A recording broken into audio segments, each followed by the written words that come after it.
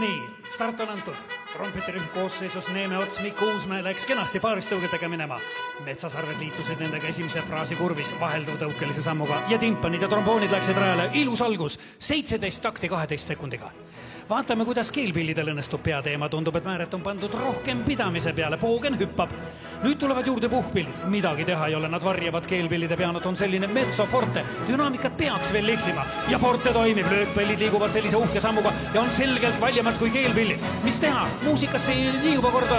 Igatahes tuleb hea aeg. 0,1 sekundiga on nüüd 30 takti aeg löödud. Võrreldes mulluse Viini filharmoonikute tempoga. Viiulid särisevad. Milline poogna tehnika. Kornut, kont ja keedik on ka samas tempos ja olnud. Nüüd tagasi vaheajapunkti. Vaatame seda keelpillide rikosseid. Ei ole viga. Siit võib tulla päris hea tulemus. 5 sekundit on veel tulla, et lüüa Avado viimast vaheaega 2006. aasta uusaasta kontserdil ja Kanguril see õnnestub. Uskumatu. Kõigest 20-ndikuga Avado on löödud. Kuidas läheb tuti? Ühistart. Kõik saavad koos minema, siiski on rüselust seal tagareast. Trombooni mängija kukub. Ei, sai kohe püsti ja jätkab. Viiulid annavad hoogu juurde. Siin on tõesti väga hea vasaku käe töö. Sellel on antud tugevat lihvi, et olla vormis just selleks kontserdiks. Nii jätkub hooaja. Jah, esimese viiulisoolo on suurepärane, mida teeda ka klarnetid. Ülemine noot, oli see nüüd kala, midagi läks pisut viltu.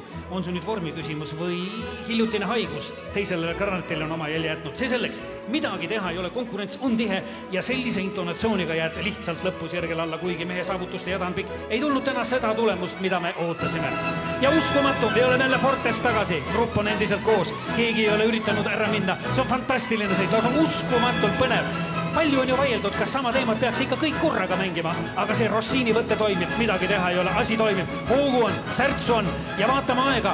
Ainult pisut jääb üle-eestiline noorte sümfooniaorkester Ersol alla, aga midagi ei ole veel lõplikku, kõik on lahtine. Teine pool võib tuua siin veel olulisi muutusi, kõik on veel võimalik.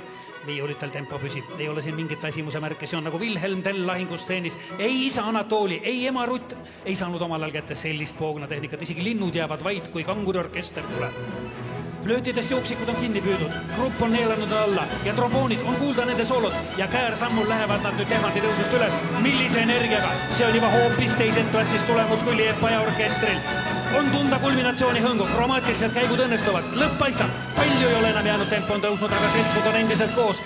Igal juhul tuleb fantastiline aeg, 300 takti 2 minutiga.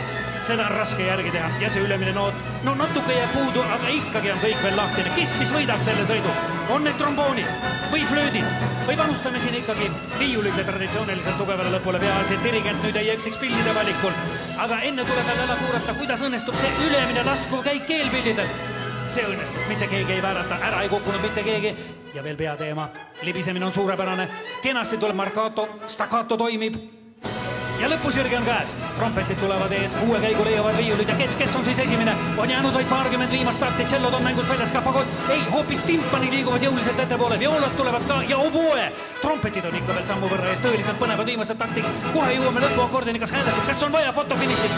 Ei, kõik on selge, timpanid on võitnud, uskumatu. Küll oli vägev lugu.